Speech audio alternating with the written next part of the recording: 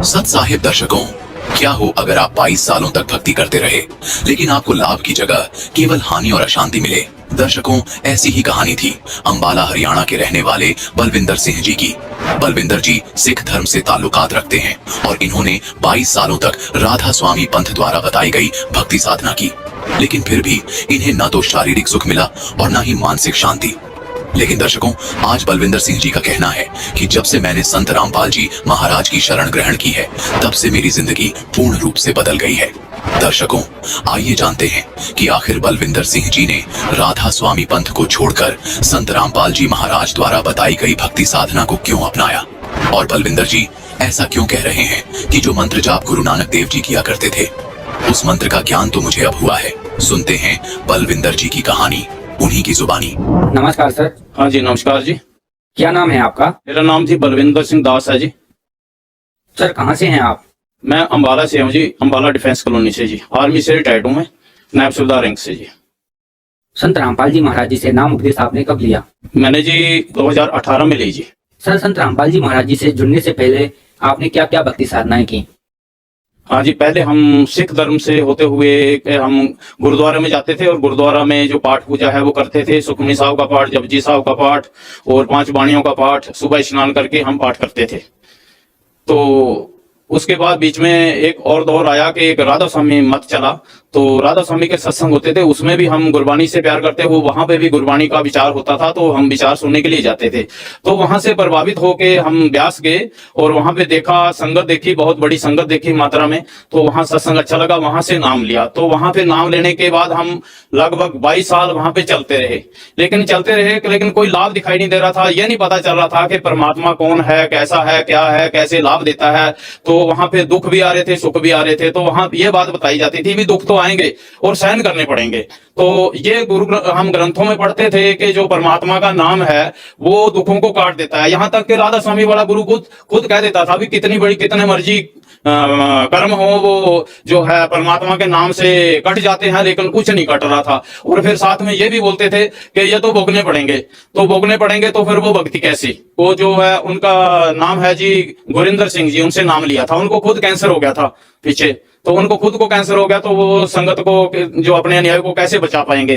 तो जहां हमें लाभ हो वहीं पे हमें जाना होगा। मंत्र ये देते थे भी ज्योत निरंजन ओंकार रारंकार सोहम और सतनाम। इसका मैंने आर्मी में होते हुए बहुत ज्यादा जाप किया, तो कोई लाभ नहीं हुआ। भक्ति क्रिया करते थे, बैठ जाते थे और 2.5 घंटे बैठना होता था। 2.5 से भी मैंने तकरीबन ज्यादा ही भक्ति की है। उससे कोई लाभ प्राप्त नहीं हो रहे, कष्ट भी था, कष्ट भी रहते थे, घर में कला क्लेश रहती थी और भी कई चीजों की हानि भी हुई, तो दुख क्लेश भी बड़ा घर में बना रहा। तो मैं और किसी ऐसे संत की तलाश में था जो हमें अच्छा ज्ञान दे, हमारे दुखों का निवारण कर सके। मैं और भी संतों के पास ऐसे सत्संग सुनता रहता था। मतलब नाम तो नहीं लिया उनसे, लेकिन नाम तो मैं ब्यास से ले रखा था और उन्हीं को मानता था, तो इसलिए मैं उनसे नाम तो नहीं लिया। लेकिन सत्संग में बैठता था, मंदिर में भी चले जाते थे, पीरों पे भी, सब जगह चले जाते थे और वहां भोजन भंडार सब कुछ ले लेते थे।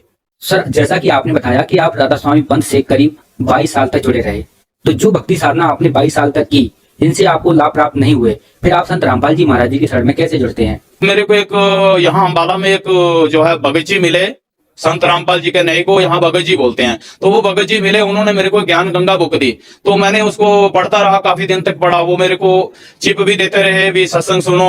मैं आनाकानी कर जाता था क्योंकि मैं राधा स्वामी मत से जुड़ा। मैं गुरु तो एक ही करना चाहिए, गुरु नहीं बदलना चाहिए। तो जब मैं देखा, उसको किताब को पढ़ा, तो उसमें मंत्रों का जिक्र हुआ। मंत्रों का, जो हमारे कमलों के जो मंत्र हैं, 5 मंत्र हैं अलग से हमारे जो कमलों में हैं, वो मंत्र गुरु जी देते हैं और कहीं से आपको मिलेंगे नहीं, जो लाभ उन मंत्रों से होंगे। तो वो मंत्रों के बाद मैंने पढ़ा हुआ था, तो मैं बोला ये मंत्र तो मैंने लेने हैं। तो फिर उन मंत्रों का जाप किया मैंने, और उनसे मेरे को, मंत्रों को लेते ही मेरे को लाभ स्टार्ट हो गए। घर में सुख शांति आ गई और दुख दरिद्र खत्म होने लगे। तो इस प्रकार से जो है मेरे को लाभ होने लगे। यहाँ से लाभ हुए, घर में कला क्लेश मिट गई, बच्चों की जो है रमैनी हो गई बिना दहेज के, कोई पैसा नहीं मेरा लगा, और शरीर मेरे दर्द रहते थे, कष्ट रहते थे, वो मेरे को कम हो गए। जैसा कि आपने बताया कि संत रामपाल जी महाराज जी से जुड़ने के बाद आपको अनेकों लाभ प्राप्त हुए, और संत रामपाल जी महाराज जी का जो समाज सुधार में योगदान है वह क्या है, उसके बारे में बताइए। संत रामपाल जी हमारी कुरीतियों को छुड़ाते हैं, जैसा कि दहेज देना बिना मतलब का, लोग इतना इतना पैलेस में पैलेस करते हैं, इतना इतना खर्चा करते हैं, उन चीजों को अपना गुरुजी छुटवा रहे हैं। और जो हमें एक सबसे बड़ा जो लाभ है हमारे शास्त्र विधि से भक्ति गुरुजी बता रहे हैं। भगवान जी बोलते हैं शास्त्र विधि को त्याग के जो मन आचरण करता है उसको आर्थिक लाभ और आध्यात्मिक लाभ और शारीरिक लाभ नहीं होता, जो शास्त्र विधि से भक्ति करेगा उसको ये लाभ होंगे। और हमारा सारा समाज शास्त्र के विरुद्ध चल रहा है, शास्त्र विधि से भक्ति नहीं कर रहा। एक सिर्फ संत रामपाल जी ही एक ऐसे संत हैं जो कि शास्त्र विधि से बता रहे हैं और हमारे ग्रंथों से प्रमाण देकर बता रहे हैं। और हमें सभी को, सभी धर्मों के लोगों को हमें इस चीज के लिए हमें टटोलना चाहिए, देखना चाहिए, हमें ग्रंथों के बारे में जानकारी लेनी चाहिए और सभी ग्रंथों के बारे में हमें जानकारी रखनी चाहिए, तब हम इस रास्ते पे चल पाएंगे भक्ति के असली मार्ग पर। जैसा कि श्री नानक जी को नदी पर जिंदा बाबा मिले थे, तो आज बताइए वो कौन थे? इसके विषय में जो बही नदी पे 3 दिन डुबकी लगाई रहे गुरु नानक देव जी, तो जिंदा के रूप में जो है गुरु नानक देव जी को कबीर जी मिले, जो कि पाई बाले वाली जन्म साखी में प्रमाण है। ये जो है पाई बाले वाली जन्म साखी है सबसे बड़ी, और इसमें पेज है 299। 299 इसमें लिखा हुआ है, इसमें लिखा हुआ है गुरु नानक देव जी ने इसमें लिखा हुआ है, ਤਾਂ फिर मर्दा ने पूछा जी ਤੁਹਾਨੂੰ जो गुरु मिलिया सी उसका नाम क्या है? ਤਾਂ गुरु नानक जी कहा मर्दाना उसका नाम बाबा जिंदा आखते हैं, जिथों ताई जल और पाउन है उसके हुक्म विच चलते हैं, ਅਤੇ अगन और मिट्टी ये भी उसके आखे विच हैं, इस ताई बाबा आखना चाहिए, होरस ताई बाबा नहीं आखना। ਤਾਂ ਮਰਦਾਨੇ ਨੇ ਕਿਹਾ ਗੁਰੂ ਜੀ ਅਸੀਂ ਵੀ ਤਾਂ ਤੁਹਾਡੇ ਨਾਲ ਹੀ ਫਿਰਦੇ ਆਏ, तो सानू कद मिलिया है? ਤਾਂ गुरु नानक जी कहा मर्दाना अजे तू असां थी नहीं आया सैं, जद असी मिल आए ਤਾਂ मर्दाने कहा जी कद गए सो? ਤਾਂ गुरु जी कहा जद सुल्तानपुर विच डुबकी लाई सी, तब मर्दाना असी 3 दिन उस पास रहे सी। तो अभी यहाँ पे बताना होगा कि वो जिंदा कौन था। ये है कबीर सागर, ये कबीर सागर है। अभी ऐसी इहदे च देखांगे कि भी जिंदा कौन है।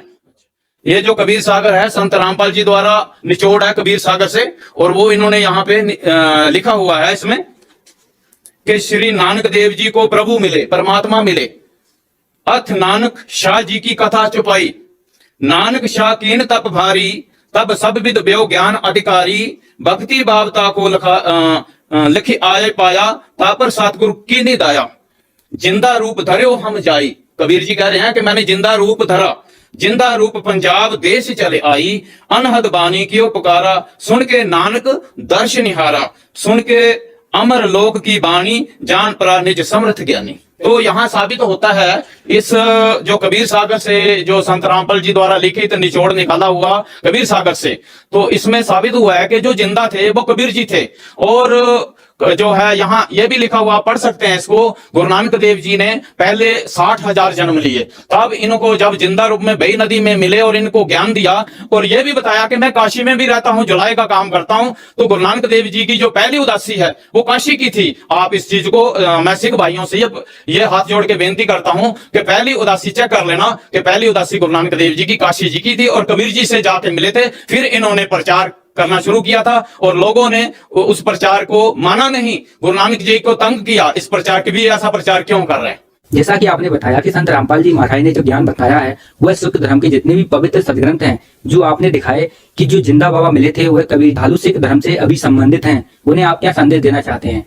मैं ये संदेश देना चाहता हूं, ज्ञान को अच्छी तरह से समझें, जबकि गुरु ग्रंथ साहब में भी लिखा हुआ है 721 पन्ने पे, एक अर्ज गुस्तम पेश तो दर कून करतार, हक्का कबीर करीम तुम बे परवदिगार। और पाई बाले वाली सब तो बड़ी जनसाखी में भी लिखा हुआ है, जब रुकनुद्दीन से बात हुई तो वहां पे भी लिखा हुआ है भी सुन रुकनुद्दीन सच्चा सुन जवाब, खालक आदम सिरजिया आलम वड्डा कबीर, और सिर पीरां दा पीर सजदे करे खुदाए नू आलम वड्डा कबीर। तो संत रामपाल जी सीधे सीधे हमें ये बता रहे हैं कि जो कबीर जी हैं पूर्ण ब्रह्म है, पूर्ण परमात्मा है, और गुरु नानक देव जी भी उन्हीं की शरण में आए थे, जो बही नदी में डुबकी लगाए और 3 दिन वहां सतलोक में कबीर जी के पास रहे। और फिर वहां से कबीर जी ने बताया था कि भी मैं जो है काशी में भी रहता हूं। तो पहली उदासी गुरु नानक देव जी काशी। सिख भाइयों से प्रार्थना है कि ज्ञान को समझें और सही मार्ग को अपनाएं। परमात्मा की भक्ति सब कर रहे हैं, लेकिन ठीक ढंग से की जाए। इसी बीच हम आपसे यह जानना चाहते हैं कि उन श्रद्धालुओं को आप क्या संदेश देना चाहते हैं जो डेरा ब्यास राधा स्वामी पंथ से लाखों करोड़ों की संख्या में जुड़े हुए हैं। उनका जो विश्वास, जो उनकी आस्था है, वह उनके प्रति एकदम अटूट है। लेकिन जैसा कि आपने बताया कि करीबन 22 साल से आप उनसे जुड़े रहे, गैर ब्याज से कोई आपको आर्थिक और मानसिक कोई भी विशेष प्रकार का लाभ प्राप्त नहीं हुआ, तो उन भाइयों, उन श्रद्धालुओं को आप क्या संदेश देना चाहते हैं और क्या सच्चाई से रूबरू कराना चाहते हैं?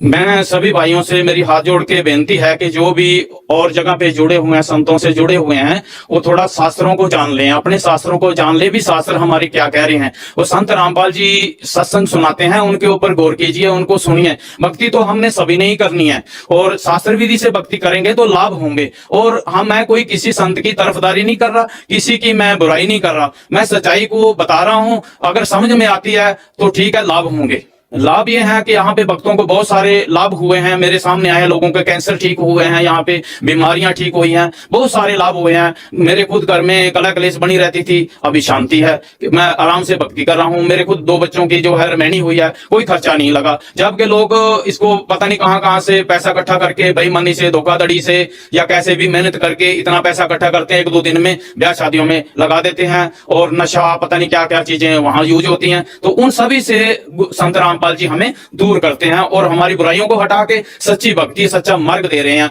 और समाज में जो है एक अच्छा माहौल पैदा हो रहा है। तो जो श्रद्धालु आज आपको देख रहे हैं, यदि वह संत रामपाल जी महाराज जी से जुड़ना चाहें तो कैसे जुड़ सकते हैं? टीवी के ऊपर जो पट्टी चलती है उसके ऊपर नंबर दिया हुआ है, उस नंबर से संपर्क करके आप संत रामपाल जी से जुड़ सकते हैं और नाम दीक्षा ले सकते हैं और खुशियां प्राप्त कर सकते हैं। सर बहुत बहुत धन्यवाद आपका। ठीक है, सत साहेब जी।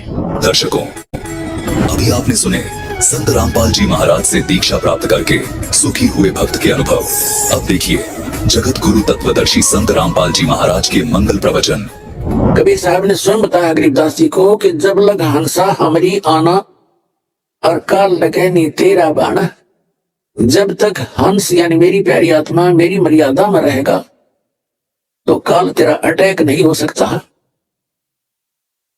तो हमने परमात्मा की मर्यादा में रहेंगे तो परमात्मा आपकी पूरी मदद करेगा। जैसे दादू साहब ने कितना क्लियर कर दिया है, आप ऐसे बैठ के जैसे हाथी पर, और काल और इसकी सारी शक्ति समझ लो को तेज इतनी, आप उस काल की रीत से बाहर हो गए, पहुंच से दूर हो चुके हो। अब जानबूझ के हाथी थे तला पड़ जाएगा डर के, उसके भौंकने थे तो फिर तो पाड़ के खाएंगे कुत्ते। तो इसलिए आप जिन्हें हाथी परमात्मा के इस शरण रूपी हाथी से नीचे मत उतरना, सतलोक जाके छोड़ेंगे आप।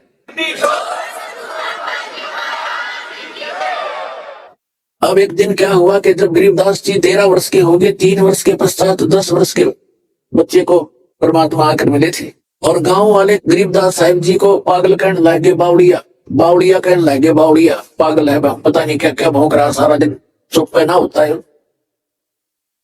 एक दिन ये दादू पंथ से दीक्षित गोपाल दास नाम के एक संत बने हुए थे, घर त्याग कर वैराग ले लिया था, संन्यास ले रखा था बच्चों से फ्री होकर के।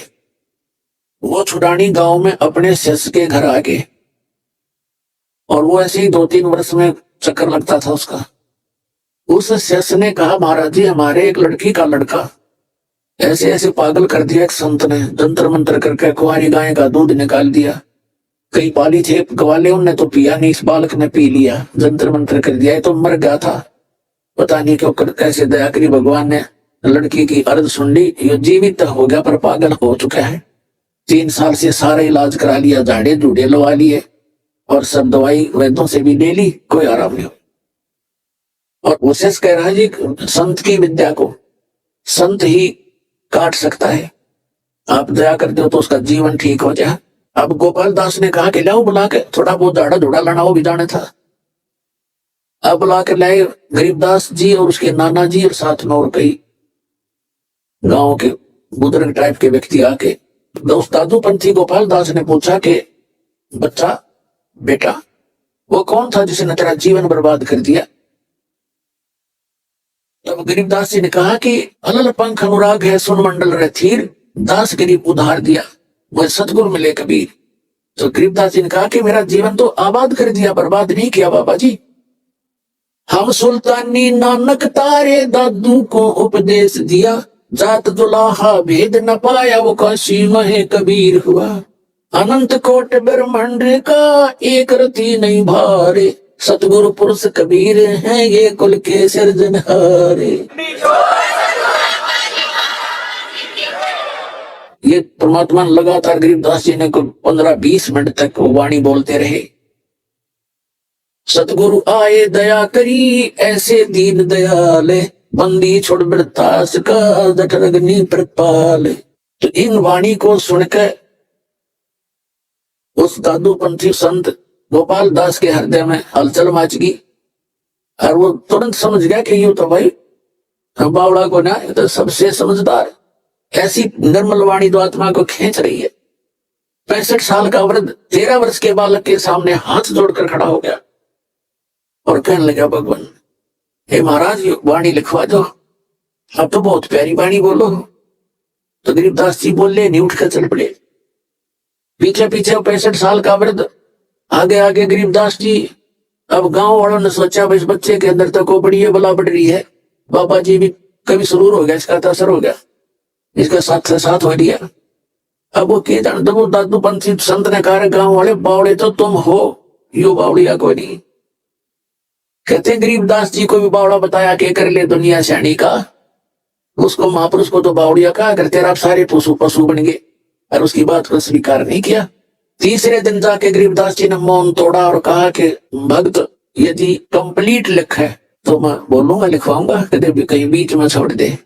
तब उसने कहा गोपाल दास ने कि महाराज जी मैं तो कति फ्री हो आया हूं घर से और मैं ऐसे ही परमार्थ में लगा हुआ हूं, आप दया कर दो, लिखवा दो दाता, कलयुग के जीवों के लिए थी अमृत सिद्ध होगी, ऐसी वाणी कभी देखी ना सुनी।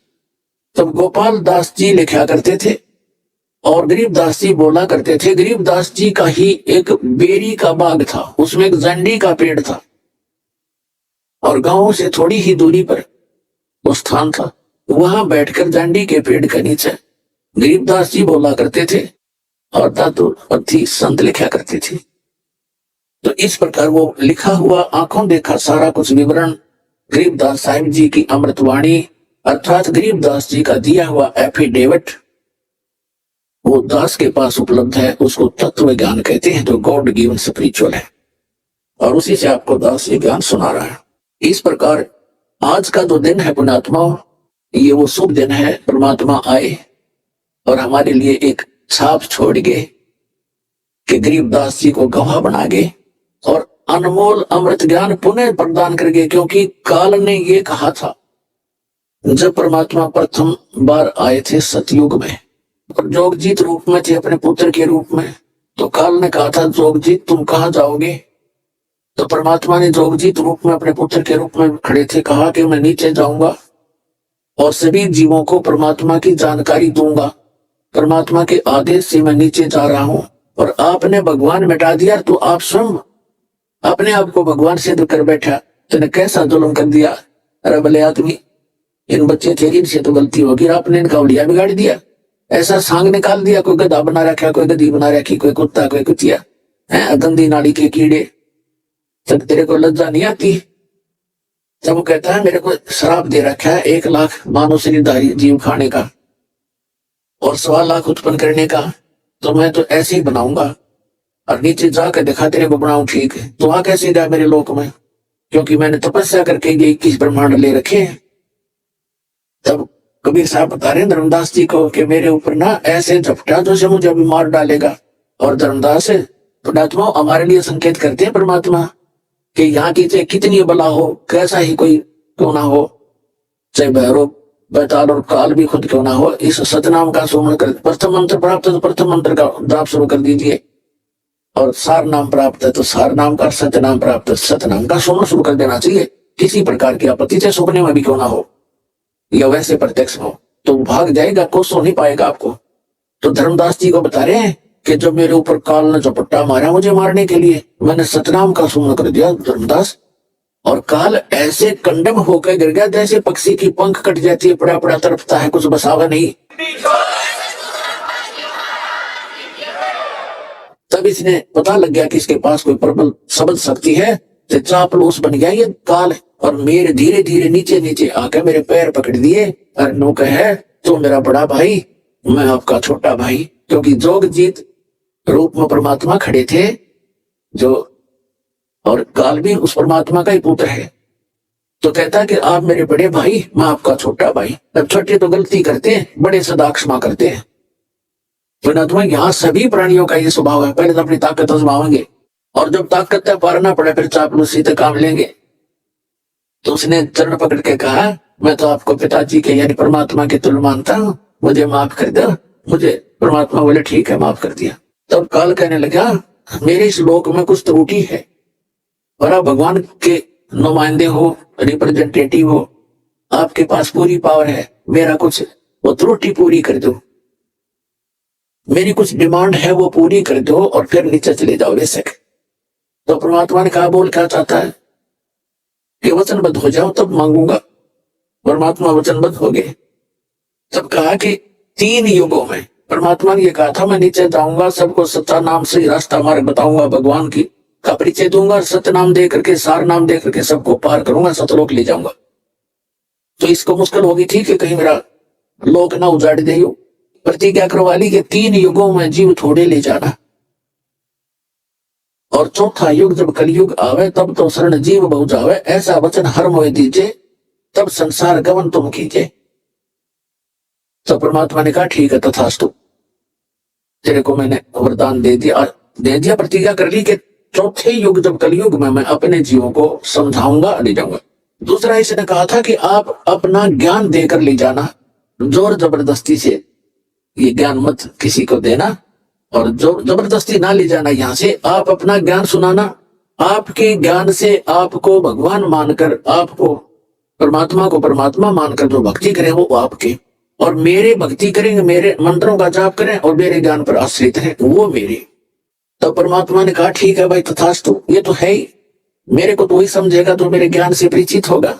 अब जब परमात्मा ने सब स्वीकार कर ली, उसकी सारी डिमांड, और भी 2-3 थी वो फिर बताएंगे, अभी समय नहीं।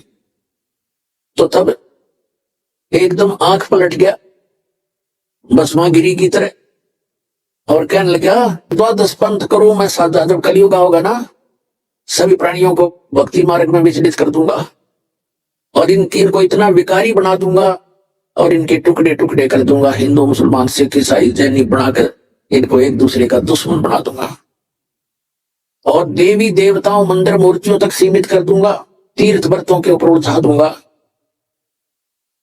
और तब परमात्मा ने कहा कि 5500 वर्ष जब कलयुग बीतेगा तब मैं अपना एक अंश भेजूंगा। उसको तो यही कहना था कि अपना अंश भेजेंगे और फिर तुम्हारे सारे ज्ञान को ठीक कर देगा, उस सबको ये ज्ञान देगा। तो उस समय वो काल कहता है कि उस समय तक तो इनको इतना कंडम कर दूंगा, ये भक्ति के योग्य भी नहीं रहेंगे और फिर नकली पंथ चला दूंगा, तेरे कबीर नाम से 12 नकली पंथ चलाऊंगा, उसके अतिरिक्त और अनेक पंथ चला कर सब जीवों को भरमा दूंगा। और जब तुम्हारा आएगा ना कोई हंस, तो सब उसके साथ वाद विवाद करेंगे, विरोध करेंगे मेरे उस गलत ज्ञान पर आधारित होकर के, और तेरी एक नहीं चलेगी जोग जीत, अब बेशक चले जाना। तो क्या कहा काल ने, 12 पंथ करूं मैं साझा, नाम तुम्हारा ले करूं आवाजा, 12 पंथ नाम जो ले ही हमरे मुख में आन समोई, और अनेक पंथ चलाऊं या विद जीवों को भरमाऊं। अपने आत्मा 12 पंथ तो गरीबदास जी तक पंथ आपको दिखाई रखे बहुत बार, उसके अतिरिक्त और अनेक पंथ चलाऊं, ये राधा स्वामी पंथ, इसी से निकली ब्रांच जय गुरुदेव पंथ मथुरा,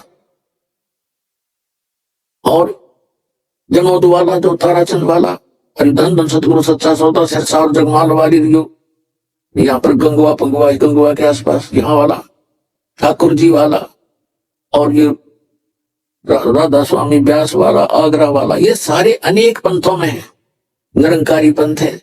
तो काल ने कहा था और अनेक पंथ चलाऊं या विद जीवों को भरमाऊं, और फिर जाइयो जोग जीत संसारा जीव न माने, कहा तुम्हारा जीव तुम्हारा कहा न माने, हमारी ओढ़ हो बाद बखाने, तुम्हारे साथ विरोध करेंगे, मेरे वकील बनकर खड़े हो जाए। तो परमात्मा ने कहा था तुम अपना काम करेंगे और हम अपना करेंगे। तब धर्मदास जी ने पूछा था, भगवान जब 5500 वर्ष कलयुग बीतेगा, अभी तो 5000 वर्ष बीता है और अभी तक तो कुछ थोड़ी बहुत इंसानियत जीवित है और आपके साथ इतना विरोध हो रहा है, और फिर आप कह रहे हो कि फिर आओगे कलयुग में इस समय के आसपास, तब कैसे समझाओगे? तब परमात्मा ने कहा था, धर्मदास ये मेरा काम है, वो तो बालक है, उसको क्या पता मैं कैसे लीला करूंगा।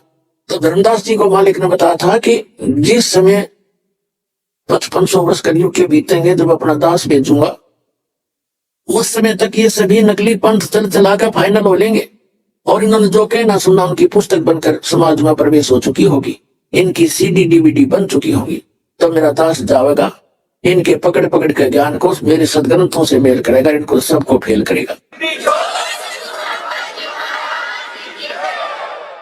और धर्मदास, तब मुझे मेरे बच्चे पहचान कर सतलोक आएंगे। तो पुणात्माओं, वो समय आ गया है और ये दास वो परमात्मा का भेजा हुआ दास आपके लिए उपस्थित है। अपना कल्याण कराओ और सतलोक जाओ। सत्संग उन्हीं पुण्यात्माओं को प्राप्त होता है जिन पर परमेश्वर की असीम रजा होती है। परमेश्वर की असीम रजा किन पुण्यात्माओं पर होती है? जो पूर्व जन्म के भक्ति युक्त होते हैं। क्योंकि मनुष्य जीवन दो प्रकार से प्राप्त होता है। एक तो पूर्व जन्म के शुभ संस्कारों के आधार से प्राप्त होता है, दूसरा टर्न वाइज होता है। एक विधान है प्रभु का, परमात्मा का, कि प्रत्येक प्राणी को 84 लाख प्रकार के प्राणियों के जीवन में एक पूरा चक्कर लगा लेने के उपरांत एक मानव शरीर अवश्य प्राप्त होता है। ये परमेश्वर कबीर जी की हम प्राणियों पर एक विशेष रजा है और जिस कारण से विवश होकर के इस काल ने हमें एक मनुष्य जीवन देना ही पड़ता है।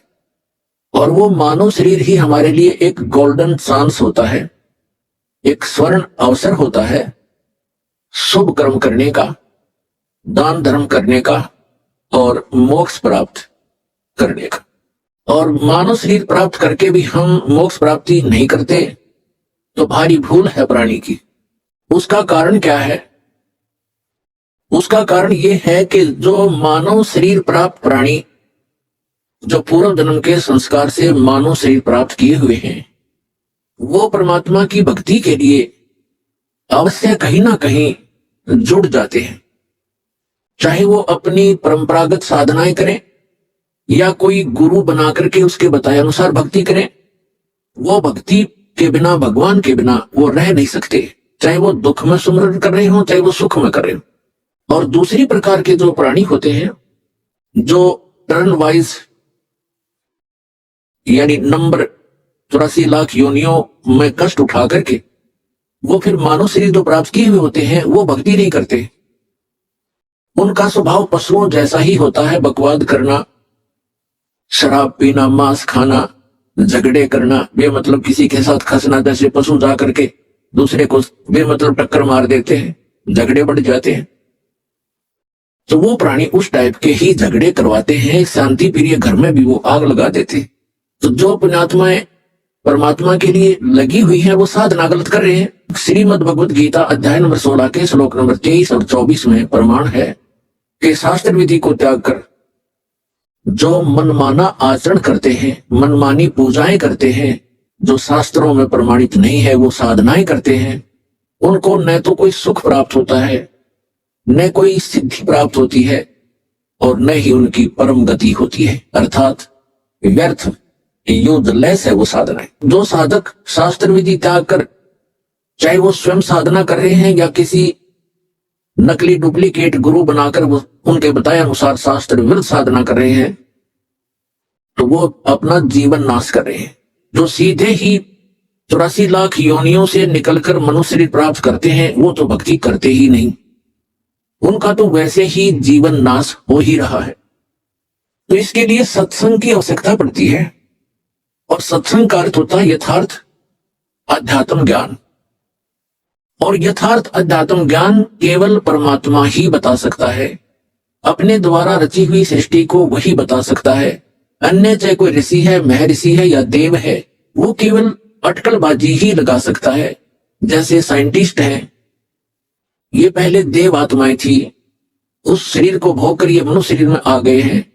अब ये जो ट्राई कर रहे हैं, ये केवल अटकलबाजी ही लगा सकते हैं, परमात्मा के विधान को ये जान नहीं सकते। ठीक इसी प्रकार जो ऋषि महर्षियों ने साधनाएं की, अभ्यास किए, मेडिटेशन, हठ योग किए, उनको जैसी उपलब्धि हुई, जैसे आजकल साइंटिस्ट ट्राई कर रहे हैं, ऐसे ही ऋषियों ने ट्राई किया था। तो वो भी सिर पटक कर बैठ गए, उनको कुछ हासिल नहीं हुआ। अंत में ऊट पटांग व्याख्या बना करके सब मानव को संतुष्ट कर दिया। इसी प्रकार ये साइंटिस्ट कुछ दिनों में अपना जो निष्कर्ष है निकाल कर फाइनल कर देंगे, पर परमात्मा के विधान को परमात्मा ही बता सकता है, जीव नहीं जान सकता। तो वो परमात्मा अपने विधान और सत्संग को सुनाने के लिए स्वयं ही आते हैं। ये हमारे सदग्रंथ भी प्रमाणित करते हैं, क्योंकि जैसे पवित्र वेद है, ये गॉड गिवन स्पिरिचुअल नॉलेज है, परमात्मा का दिया हुआ अध्यात्म ज्ञान है, चारों वेद। और पांचवा वेद नष्ट कर दिया गया यहाँ के स्वामी द्वारा। यहाँ का स्वामी कौन है? वो ब्रह्म है, जिसको ज्योत स्वरूपी निरंजन अर्थात काल भी कहते हैं। इसको ये डर बना रहता है कि कहीं मेरे अंतर्गत जितने भी ये प्राणी फंसे हुए हैं, इनको परमात्मा का वास्तविक ज्ञान ना हो जाए। यदि इनको वास्तविक ज्ञान हो गया और जो सुख में सथल है, सत्यलोक, अविनाशी परमात्मा का जो शाश्वत स्थान है, जहाँ कोई दुख नहीं, वहां जरा और मृत्यु नहीं, वृद्धावस्था और मृत्यु नहीं, इसको डर बना रहता है कि यदि इनको उस स्थान का पता लग गया तो यहाँ कोई नहीं रहेगा। जिस कारण से ये कुछ पुण्य आत्मा होती है, उनको यहाँ भेज देता है, उनको गुरु पद प्राप्त करवा देता है। फिर वो शास्त्र विरुद्ध साधना बता के पूरे मानव मात्र को भ्रमित कर देते हैं। उसके लिए परमात्मा आते हैं। जो पवित्र चारों वेद हैं, ये गॉड गिवन है, कबीर गॉड गिवन, कबीर परमात्मा के द्वारा दिया हुआ ज्ञान है। जिस काल में पांचवा वेद समाप्त कर दिया, जिसको सूक्ष्म वेद कहते हैं, जिसको तत्व ज्ञान कहते हैं, उसके अभाव से जो हम यहाँ भटक रहे हैं, उसकी पूर्ति के लिए परमात्मा स्वयं आते हैं। परमात्मा को आज तक जितने भी ऋषि महर्षि हैं, उन्होंने निराकार बताया है कि उसका कोई आकार नहीं है। और जितने भी हमारे धर्म ग्रंथ हैं, उन्होंने परमात्मा को साकार बताया है, नर आकार बताया है, सहशरीर बताया है, उसका नाम कबीर बताया है। तो ब्रह्मा जी भी अपनी माता दुर्गा जी से कहते हैं कि माता जी, जब मैं वेद पढ़ता हूं और फिर आपका अनुभव सुनता हूं और मैं भी अभ्यास करके जो अनुभव करता हूं, उसमें बहुत विरोधाभास है, वो कुछ विपरीत ही ज्ञान है और हमारा जो अनुभव है उसके विपरीत है। तो दुर्गा जी को भी शक्तिदायक है इस काल भगवान की, क्योंकि इसकी पत्नी है ब्रह्म की, इसको शक्तिदायक है कि वास्तविक जानकारी उस परमात्मा की कभी नहीं बताना। तो ये भी अपने पुत्रों को यथार्थ ज्ञान ना बता करके इसी की महिमा सुनाती है कि वो तो निराकार है, वो सामने आता नहीं, वो कभी दिखाई नहीं देता। और वेदों में परमात्मा को नर आकार लिखा है, सहशरीर लिखा है, और ऊपर बैठा ऊपर के लोक में जैसे राजा विराजमान होता है, सिंहासन के ऊपर सिर पे मुकुट होता है सफेद कलर का, और ऊपर एक छत्र है मालिक है, बहुत चमक है उसमें, जैसे यहाँ झिलमिल झिलमिल होती है, ऐसे उस परमात्मा के मुकुट और छत्र के अंदर झिलमिल होती है। कभी उसका सुनहरी रंग बन जाता है, कभी व्हाइट बिल्कुल सफेद कलर हो जाता है। तो इस प्रकार उस परमात्मा की सतीथि है। और जो चार वेद ये परमात्मा की महिमा तो बताते हैं कि परमात्मा ऐसा है, उसका ये रूप है, वो कहाँ रहता है, वो क्या लीला करता है, लेकिन वो मिलता कैसे है, ये वर्णन इन चार वेदों में नहीं है। फिर इसके बिना ये वेद क्या है? फिर जैसे किसी ने बता दिया आपके अमुक रोग है, उसके ये लक्षण है, और औषधि है नहीं, तो खाक बताया, वो क्या फायदा हुआ रोग के बताने का। तो वेद जो है, वेद दोनों काम करता है, रोग भी बताता है, उसके लक्षण भी बताता है, और अचूक औषधि भी रखता है, तो उससे लाभ होगा।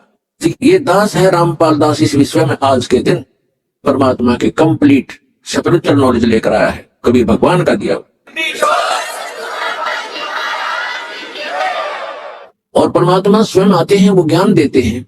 ऋग्वेद मंडल नंबर 9 सूक्त नंबर 86 के 86 के मंत्र 26 और 27 में, ऋग्वेद मंडल नंबर 9 सूक्त 54 के मंत्र 3 में, ऋग्वेद मंडल नंबर 9 सूक्त 82 के 82 के मंत्र नंबर 1, 2, 3 में, ऋग्वेद मंडल नंबर 9 सूक्त 94 के मंत्र 1 में, ऋग्वेद मंडल नंबर 9 सूक्त 95 95 के मंत्र 2 में, ऋग्वेद मंडल नंबर 9 और सूक्त 20 मंत्र 1 में, ऋग्वेद मंडल नंबर 9 सूक्त एक मंत्र 8 और 9 में, ऋग्वेद मंडल नंबर 9 सूक्त 96 यानी 96 के मंत्र 16 से लेकर 20 में, और भी अनेक स्थानों पर ये स्पष्ट किया हुआ वेदों में कि वो परमात्मा ऊपर के लोकों में रहता है और वहां राजा के समान सिंहासन पर विराजमान है। देखने में राजा के तुल्य है, सुंदर शरीर है, नर आकार है, वहां से शरीर चलकर आता है और वो 3 प्रकार से लीला करता है। अपने सभी आत्माओं को यथार्थ ज्ञान देने के लिए, हमें यहाँ धारण पोषण करने के लिए, हमारी संभाल करने के लिए वो 3 प्रकार का शरीर अपना बनाता है। एक रूप में परमात्मा स्थायी रहते हैं। ऊपर के लोक में सबसे ऊपर के स्थान पर एक बहुत बड़ा गुम्बद है, मंदिर नुमा, और उसके सेंटर में परमात्मा का तख्त है। तख्त में सिंहासन, जैसे कहा करते ना दिल्ली के तख्त पर बाबर बैठा इतने सन में, तख्त में सिंहासन पर, तो वो बीच में बैठे परमात्मा सिंहासन पर, और सिर पर छत्र है जैसे आप ऊपर देख रहे हैं, और सिर पे मुकुट है परमात्मा के, राजा के समान, देखने में राजा के समान है परमात्मा। वहां से वो 3 प्रकार से, तो एक प्रकार तो वो वहां उस शरीर में है, और उन परमात्मा का नर आकार है, मनुष्य सदृश है वो। उनके एक रोम में, एक रोम कहते हैं बाल में, एक रोमकूप समझो, एक रोमकूप में करोड़ों सूर्य मिला दे और करोड़ चंद्रमा की रोशनी, दोनों मिला करके मिली जुली रोशनी भी एक रोम के बराबर नहीं है। परमात्मा के शरीर की इतनी शोभा है। और वही परमात्मा अपना अन्य रूप धारण करके 2 और स्थिति मेंटेन करता है। एक तो प्रत्येक युग में, सतयुग, त्रेता, द्वापर और कलयुग में, प्रत्येक युग में एक लीला करता है। ऊपर के अपने लोक से आता है, अन्य रूप धारण करता है, छोटे से बालक का, नवजात शिशु का, और एक कमल के फूल के ऊपर, कमल का फूल जल में होता है, कमल के फूल के ऊपर आकर के परमात्मा विराजमान हो जाते हैं नवजात शिशु के रूप में, और वहां से उनको निसंतान दंपति उठा ले जाते हैं। अभी आपने सुने संत रामपाल जी महाराज के मंगल प्रवचन। आइए अब सुनते हैं संत रामपाल जी महाराज से नाम दीक्षा लेकर सद्भक्ति करके अद्भुत लाभ प्राप्त करने वाले अनुयायी के विचार। दर्शकों, क्या आपने कभी सोचा है कि जब इंसान की जिंदगी में हर दरवाजा बंद हो जाए, जब उसे अपने जीवन में केवल अंधकार ही अंधकार दिखाई दे, तो वह क्या करे? दर्शकों, ऐसी ही कहानी थी छत्तीसगढ़ के रहने वाले भरत पटेल जी की। भरत पटेल जी पहले सभी पारंपरिक भक्ति साधनाएं किया करते थे और परमात्मा से मिलने वाले सुख प्राप्त करने के लिए वह भिन्न भिन्न संतों के पास गए, लेकिन फिर भी उन्हें कुछ हासिल नहीं हुआ। वह इतने ज्यादा अपनी जिंदगी से हताश हो चुके थे कि उन्होंने अपने बच्चों को भी गंगा में प्रवाहित करने का फैसला ले लिया था। लेकिन दर्शकों, आज भरत जी का कहना है कि मेरी जिंदगी तब बदली जब मुझे संत रामपाल जी महाराज की शरण मिली। पूर्ण संत रामपाल जी महाराज की शरण में आने के बाद मेरे साथ ऐसे अद्वितीय चमत्कार हुए हैं कि जिनका वर्णन करने के लिए मेरे पास शब्द नहीं है। दर्शकों, आखिर भरत पटेल जी ऐसा क्यों कह रहे हैं? आखिर संत रामपाल जी महाराज ने भरत पटेल जी को ऐसी कौन सी जड़ी दे दी कि जिसका गुणगान वह आज कर रहे हैं? सुनते हैं भरत पटेल जी की कहानी उन्हीं की जुबानी। नमस्कार सर। नमस्कार सर। सर क्या नाम है आपका? भरत पटेल। सर कहाँ से हैं आप? ग्राम भालूखुंदरा, छत्तीसगढ़, जिला मुंगेली। संत रामपाल जी महाराज जी से कब जुड़े? 2017 में। सर संत रामपाल जी महाराज जी से जुड़ने से पहले आप क्या भक्ति साधना करते थे? भक्ति साधना करते थे सर। एक बाल योगेश्वर जी था महाराज, उससे नाम दीक्षा लिए थे, भक्ति कर रहे थे। उनका 5 साल से भक्ति कर रहे थे सर, कोई लाभ नहीं मिला। तो फिर संत रामपाल जी महाराज जी के शरण में आप कैसे आए? हमारा बच्चा बहुत बीमार था सर। पहले हमारे बच्चे को लोनी में दिखाया था, मुंगेली में दिखाया था और बिलासपुर में भी दिखाया था सर। बच्चे ठीक नहीं था, उसका बीमारी भी कोई डॉक्टर पाया नहीं था सर। और उसके बाद हम बोले कि हमारे पास पैसा सब खत्म हो गया था। उसके बाद हम ले गए थे इलाहाबाद, गंगा जी में से वहीं डाल देंगे, हमारे पास पैसा वैसा नहीं है किसी को खाने पीने के लिए, तो उसी में डाल देंगे बच्चे को, तो हम स्वच्छ रहेंगे। उसके बाद सर वो हो गया। उसके बाद हम घर में गए, घर में था। उसके बाद सर हमारा शराब बहुत पीते थे हम। शराब पीते पीते आत्महत्या करने लगे थे बच्चे दुख से। बीमारी में एकदम ग्रस्त था वो बहुत ज़्यादा, तो हम आत्महत्या करने लगे थे। तो ऊपर से 2 मंजिल से कूद रहे थे। तो वहाँ पे परमात्मा ने बोला कि बेटा भक्ति करना बेटा। तो रात में सोया था, उसके बाद सवेरे ही इलाहाबाद में था, उसके बाद सवेरे ही जाकर नाम दीक्षा सुरा गाँव में नाम दीक्षा लिए। सर आपने संत रामपाल जी महाराज जी से नाम दीक्षा ली, तो संत रामपाल जी महाराज जी की शरण में आने के बाद आपको क्या लाभ मिले? बहुत सारे लाभ मिले। जो हम पीते खाते थे एकदम मुक्त हो गए थे। और उसके बाद हमारे जो बच्चे था परेशान में, वो भी संत रामपाल जी महाराज से नाम दीक्षा लेकर बढ़िया हो गया। और हमारे बच्चे था उसके ऊपर चीनी भी गिर गया था, हमारे ऊपर बिल्ली भी गिर गया था, उसमें भी लाभ मिला सर। हम पहले सर बच्चे के नाम से बहुत परेशान थे हम, और हम खाते पीते थे बहुत, शराब वराब बहुत पीते थे, नशा वशा सब पीते खाते थे। तो परेशानी में बच्चे भी बीमार था, तो हम बोले बच्चे को डाल देंगे, हम मस्त रह जाएंगे। तो बच्चे को संगम में ले गए थे सब, संगम में डालने के लिए। तो वहाँ भी परमात्मा ने कहा कि चलो बेटा ठीक है, ले जाओ सबको, बढ़िया हो जाएगा। तो भगत भाई था वहाँ मिला था, तो बोला कि संत रामपाल जी के शरण में जाओ, सब ठीक हो जाएगा। तो हम बोला नहीं, ये सब गलत है, सब बाबा के चक्कर में नहीं पड़ेंगे, हम ऐसे भी लिए हुए हैं हम एक बाबा से, बालेश्वर जी से, कोई ठीक नहीं कर पाएगा ये। तो बोला नहीं, निश्चित हो जाएगा भाई, ये संत रामपाल जी पूर्ण परमात्मा आया है धरती पर, तो सब ठीक हो जाएगा। हम बात ही नहीं मार रहे थे। उसके बाद ऐसे रात में पिए खाकर हम छत से कूदने जा रहे थे, तो स्वयं परमात्मा कबीर परमेश्वर आए थे, बेटा अभी कूदना नहीं, आपका जीवन दान दे रहा हूँ और आप भक्ति करना मर्यादा से और जाकर नाम दीक्षा ले लेना। तो भगत भाई था वहाँ, तो बोला कि पूछे हम कि कहाँ है भगत जी कि आश्रम संत रामपाल जी महाराज का। तो बताए कि भगत जी यहाँ से कम 15-20 किलोमीटर है सुलागांव इलाहाबाद से, तो वहाँ पे नाम दीक्षा केंद्र है, वहाँ जाकर नाम दीक्षा ले सकते हो। तो हम बोले कैसे ले लेंगे, कैसे पा जाएंगे, तो हम जानकारी नहीं था। तो भगत भाई ने बोले नंबर दिया हमको, फिर नंबर देकर ही जाकर वहाँ सुराव से नाम दीक्षा परमात्मा संत रामपाल जी महाराज का नाम दीक्षा लेकर आ गए हम। बच्चे भी ठीक हो गया, मालिक के नाम दीक्षा लेने के बाद हम सब लोग ठीक हो गए। बच्चे हमारे साथ बड़ा लड़का जो पेशाब जो करता था उसमें पानी वानी भर जाता था। तो हम लखनऊ में था, तो हमारा मामा लोग बुलाए कि भांजा आपका बच्चा का तबीयत ठीक नहीं है, आ जाओ। तो हम बोले कि ठीक है मामा, हम आते हैं, 2-4-15 रोज में आते हैं। तो हमको 15 दिन लग गया था आते। उसके बाद हम बोले कि डॉक्टर ने भी दिखाया था, तो डॉक्टर ने बोला कि इसको ऑपरेशन करवाना पड़ेगा। तो हम बोले ऑपरेशन नहीं करवा पाएंगे, हम संत रामपाल जी महाराज के हम शरण में हैं, तो नहीं करवाएंगे। तो हम संत रामपाल जी की शरण में हम लेकर जाएंगे तो हमारा बच्चा ठीक हो जाएगा। तो हम संत रामपाल जी के आश्रम में ले गए थे, तो वहाँ जाकर हम बच्चे को शुद्धिकरण करवाए। उसके बाद जो रोग था सब एकदम दूर हो गया था, एकदम सही हो गया था, मालिक की दया से बहुत बढ़िया हो गया था, अभी भी मस्त बढ़िया है। सर संत रामपाल जी महाराज जी से नाम दीक्षा लेने के बाद आपको बहुत सारे लाभ मिले, तो जो दर्शक आज आपको टीवी पर देख रहे हैं वो संत रामपाल जी महाराज जी से जुड़ना चाहते हैं तो कैसे जुड़ सकते हैं? संत रामपाल जी महाराज का चैनल में एक पीली पट्टी आता है, इसमें नंबर कंटेक्ट करके आप नाम दान ले सकते हैं। बहुत बहुत धन्यवाद सर आपका।